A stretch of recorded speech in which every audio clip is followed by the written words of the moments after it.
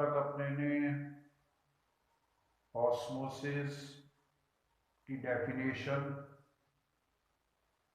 Different types की जो definition है वो देख ली, पढ़ ली हो। एनिमल सेल से रिलेटेड बातें कर ली कि एनिमल सेल्स में ऑस्मोसिस जब होगा तो क्या क्या डिफरेंस हमें देखने को मिलेगा, क्या क्या सेल की शेप हो जाएगी, टर्जिड हो जाएगा सेल, फ्लैसिड हो जाएगा, वो सारी बातें हमने देखी। Now the next part which is related with osmosis is plant cells. We will discuss regarding osmosis in plant cells. एक बात आप याद रखें जब ये टॉपिक शुरू करें कि plant cells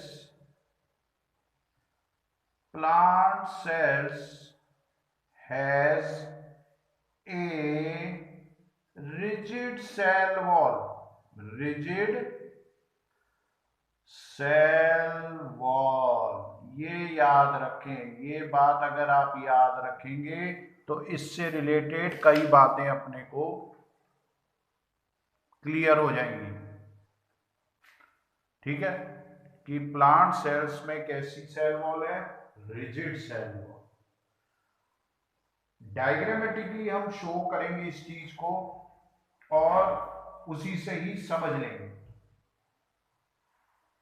डायग्राम अगर अपने बनाते हैं उसी तरीके के डायग्राम है जो आपने एनिमल सेल्स के लिए बनाए थे। ये देखें आप, डायग्राम में कोई डिफिकल्ट डायग्राम नहीं है। डायग्राम बनाते हैं तो एक तो हमारी हैंड राइटिंग से रिलेटेड चीज, ड्राइंग और सारी चीज अच्छी होने लग जाती है। ठीक है, कंटेनर से बना दिए, थोड़ा सीधा कर लो इसको, ये लो सीधा हो गया। ठीक है, बनाते वक्त थोड़ा ये ध्यान रखें। अब वहां पे जब एनिमल सेल्स की अपने बात कर रहे थे तो आपने देखा था कि आइसोटोनिक, हाइपोटोनिक और हाइपरटोनिक सॉल्यूशन बनाए और उनके रेफरेंस में बात करेंगे। तो यहाँ पे भी आप ऐसे ही बनाओगे, लेकिन थोड़ा सा चेंज रहेगा।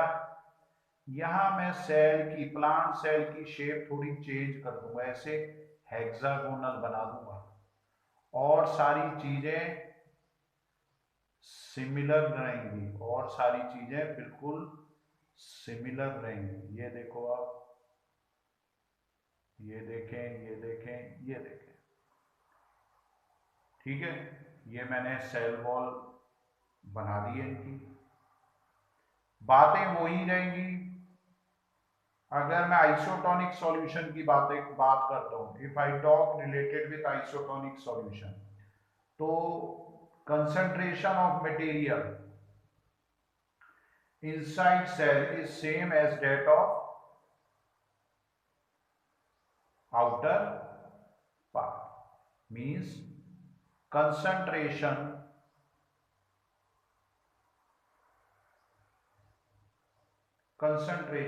of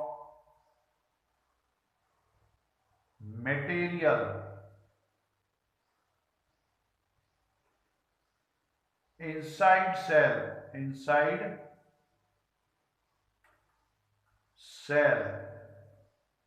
is same as that of outer part, as that of outer part। मेरी बात समझ में आ गई आपको? जो पहले हमने बात करी वो ही बतानी है, इसमें कोई चेंज नहीं है। इसको मैंने क्या शो कर दिया, आइसोटोनिक। क्या शो कर दिया, आइसोटोनिक। तो इसमें क्या होगा, there will be equal movement on in and out of the cell, equal movement of molecules in and out of the cell, in and out of cell. मेरे को लगता है ये बात आपको समझ में आ गई होगी क्योंकि हम पहले ये बात कर चुके हैं। ठीक है, नेक्स्ट पार्ट है इसका अपने हाइपोटोनिक। कौन सा पार्ट है? हाइपोटोनिक।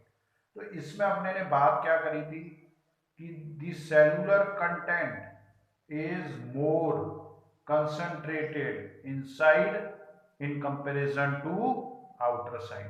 तो इसमें आप इनसाइड में थोड़ी डेंसा फॉर्म बना देना, या इसको आप क्या समझाओगे? Hypotonic form. और इसकी क्या बात रहेगी? Cellular content, cellular content is more concentrated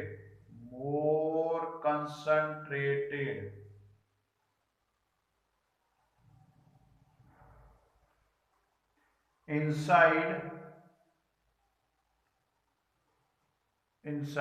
than outer medium, अंदर की तरफ ज्यादा कंटेंट होंगे इन कंपैरिजन टू आउटर। तो इससे क्या होगा? मूवमेंट क्या होगा? पानी का बाहर से अंदर की तरफ होगा वाटर का मूवमेंट। समझ में आ गया? वाटर का मूवमेंट अंदर से बाहर की तरफ हो गया। तो वही बात आती चली गई इसमें। ठीक है, क्या बात आ गई थी? जब पानी का मूवमेंट हुआ अंदर से बाहर, ओ सॉरी, हाँ, बाहर से अंदर की तरफ। ठीक है, it will move from outer to inner side. तो आप क्या देखेंगे इसमें आगे क्या बात आएगी? एंडोऑस्मोसिस होगा। वही बात जो हमने एनिमल सेल से रिलेटेड करी थी, एंडोऑस्मोसिस विल अकर। अच्छा, अब क्या होगा? Cell become turgid. वही बात जो हमने वहां एनिमल सेल में करी थी, सेल बिकम टर्जिड। ठीक है, नेक्स्ट पार्ट क्या है इसका?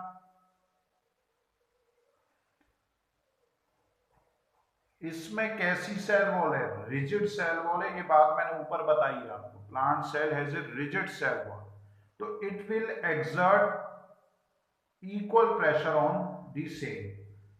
सेल वॉल भी प्रेशर एक्सर्ट करेगा। जब रिजिड सेल वॉल है उस पर कोई चीज पड़ेगी तो वो भी तो प्रेशर एक्सर्ट करेगा। ठीक है, तो इससे क्या होगा? ड्यू टू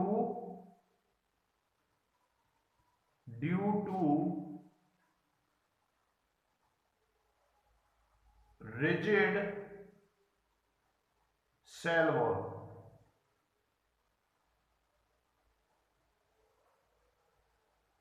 ठीक है, there is no rupturing, there is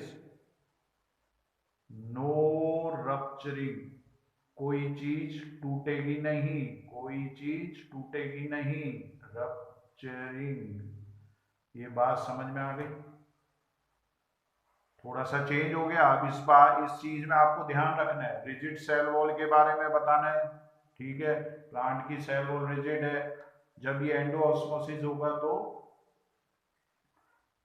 rigidity के कारण रप्चरिंग नहीं होगी, एंड वो एक अपनी शेप में थोड़ा सा चेंज करेगा। थोड़ा सा चेंज होगा, ज्यादा चेंज नहीं होगा। मेरी बात समझ में आ गई आपको? Next part is hypertonic. कौन सा है? Hypertonic, hypertonic. तो इसमें क्या बात करनी है? वही बात आ रही है जो हमने वहां करी थी। क्या करा था हमने वहां? Inner content of cell is less concentrated, inner content of cell is less concentrated. तो लेस कंसंट्रेटेड को मैंने ऐसे शो कर दिया, inner cell content is less in comparison to outer form। तो अब क्या होगा, यही वो बात आने लग गई, पानी का मूवमेंट बाहर की तरफ होने लग गया। Water will move from inner to outer side. ये समझ में आ गई बात, ठीक है। अब क्या चीज है कि प्लांट सेल वॉल जब है, प्लांट सेल की बात करते हैं तो वहां और चीजें भी हमारे माइंड में आती हैं। क्या आती है, वैक्यूल नाम सुना होगा आपने, वैक्यूल की बात करेंगे, ठीक है। न्यूक्लियस उसकी बात करेंगे, लेकिन कंसंट्रेट हम कहां पे ज्यादा रहेंगे, कंसंट्रेट हम रहेंगे वैक्यूल पर। और उससे हम दो टर्म और सीख लेंगे आगे, वो जो मैं अब आगे आपको बता रहा हूं। तो अब आप क्या, उससे पहले क्या करें कि एक ये डायग्राम को थोड़ा सा अंडरस्टैंड करें और इस डायग्राम को समझ भी लें। और बनाने का हेक्सागन होता है ना, हेक्सागोनल शेप, वो बना रहा हूं मैं, और कोई बड़ी चीज नहीं बना रहा। ये देखें आप, ये ऐसे बना दो, ठीक है, मेरे से बन गया ये इस तरीके से। अब ये क्या है, इसमें आप वैक्यूल शो कर दोगे, ये वैक्यूल मैंने शो कर दिया, ये थोड़ा बड़ा सा, और इधर मैंने ये न्यूक्लियस का पार्ट शो कर दिया। समझ में आ गया। ये इसको आप लेबल जरूर करें, लेबलिंग जरूर करनी चाहिए डायग्राम बनाते वक्त, बिना लेबलिंग का तो कोई मतलब ही नहीं है। और ये हो गया न्यूक्लियस, ठीक है। ये मैं जो बात कर रहा हूं, it is related with hypertonic solution. Hypertonic solution से रिलेटेड अपने ये सारे डायग्राम्स और जो टर्म्स हैं उससे रिलेटेड बात करेंगे, ठीक है। अब ये आपने कह दिया कि inner content of cell is less in comparison to outer form, तो इसका रिजल्ट क्या होगा, इसमें क्या होगा, एक्सोऑस्मोसिस होगा। पानी मैंने आपको भी बताया कि बाहर की तरफ जाएगा, एक्सोऑस्मोसिस विल अकर, ठीक है। वो डायग्राम में आप पहले डायग्राम में अभी देख चुके हो, पानी बाहर की तरफ एरो लगा दिया था, ठीक है। अब क्या होगा, next part is the cell become flaccid, cell become flaccid. समझ में आया, ये सेल क्या हो जाएगा, सिकुड़ जाएगा, श्रिंक हो जाएगा,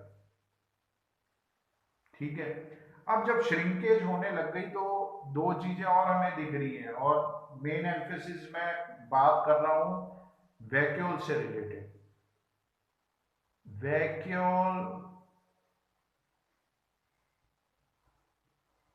will also shrink, vacuole will also shrink as due to exoosmosis and water oblique, एक डंडा लगा दो, ये सेलुलर कंटेंट्स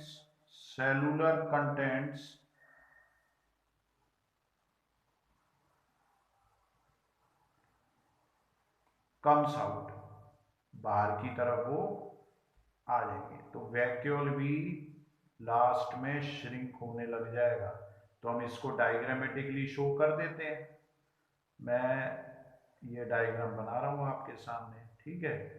थोड़ा बड़ा बना लेना, कंजूसी ना करना इसमें, ठीक है। और अब मैंने ये क्या शो करना है, इसमें वैक्यूल को श्रिंक कर दिया, तो श्रिंक करके इसका मैंने साइज ऐसे कर दिया, ठीक है। और ये जो साइटोप्लाज्मिक सेलुलर कंटेंट्स है वो भी बाहर आ जाएंगे। तो इस तरीके से इसको शो करा।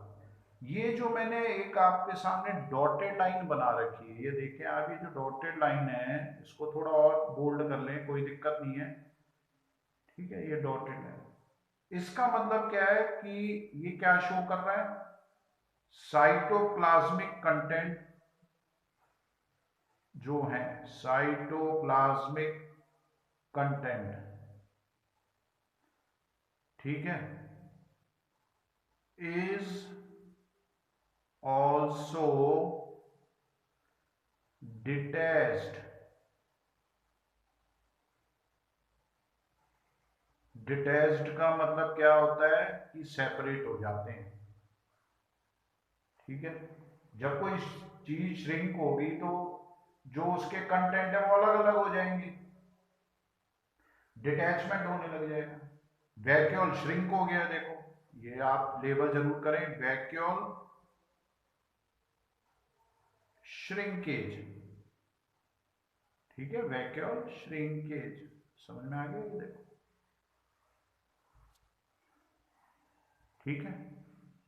नाउ अब जब वैक्यूल श्रिंक हो गया, साइटोप्लाज्मिक कंटेंट डिटैच हो गया, तो इस तरीके के सेल को हम कहते हैं plasmolysed cell. प्लाज्मो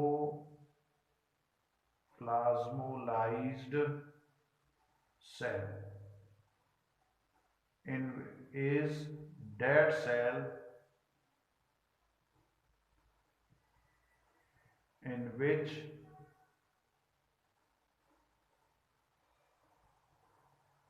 vacuole shrinkage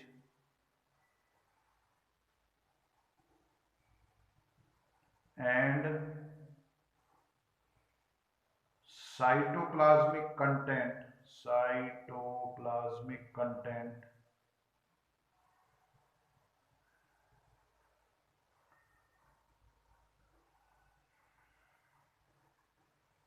disintegrate या डिटैच, या आप क्या कह सकते हो,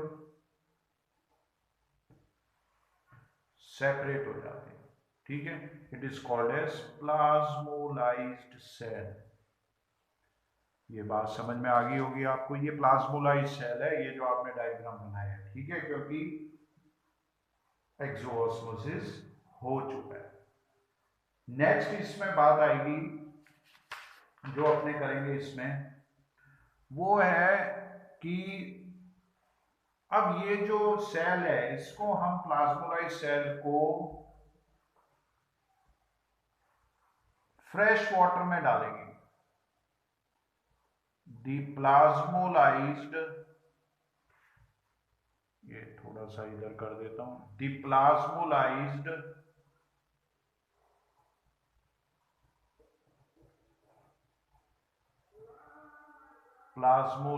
cell is kept in fresh water, fresh water, ठीक है। उसको मैंने क्या कह दिया, क्या कह सकते हो, hypotonic form. Then endosmosis will occur, endosmosis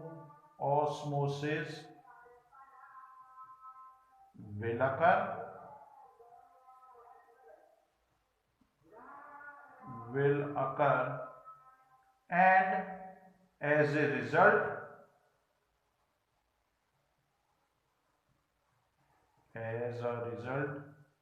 it will assume, ये assume, assume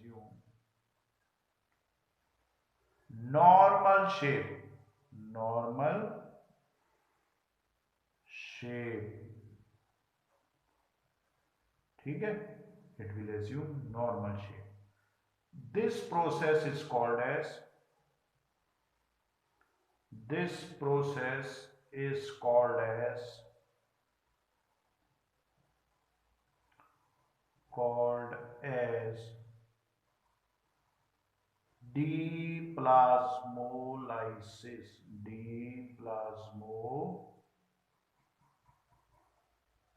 deplasmolysis, इसको हमने क्या कह दिया, डीप्लाज्मोलाइसिस कह दिया, ठीक है। डायग्राम अगर आप बनाते हैं इसका, तो इस तरीके से डायग्राम आप इसका बना सकते हैं। ठीक है, ये ऐसे बना दिया। अब नॉर्मल शेप दिखानी है तो इस तरीके से आप थोड़ा नॉर्मल शेप को एग्जैगरेट कर सकते हैं, बता सकते हैं। ठीक है, ये चीज हो गया।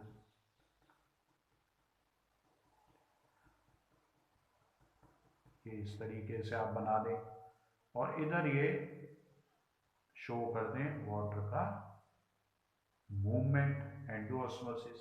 ठीक, तो इस तरीके से ये प्रोसेस क्या कहलाएगी, टी प्लाज्मोलाइसिस प्रोसेस। ठीक है, so it all completes about osmosis and in reference to plant and animal cells we have completed transport in plants. Thank you very much.